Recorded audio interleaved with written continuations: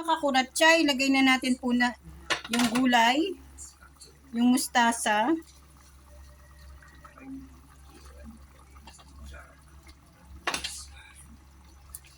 Iuhuli natin yan kasi malalamog masyado.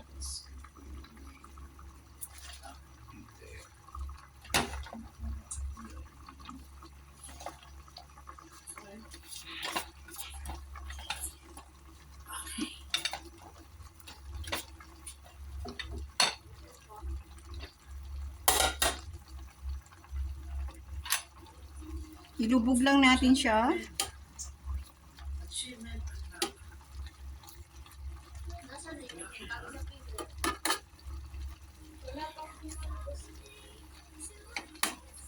Tapos mamaya, lagyan natin siya ng pampaasim. Konting-konti lang.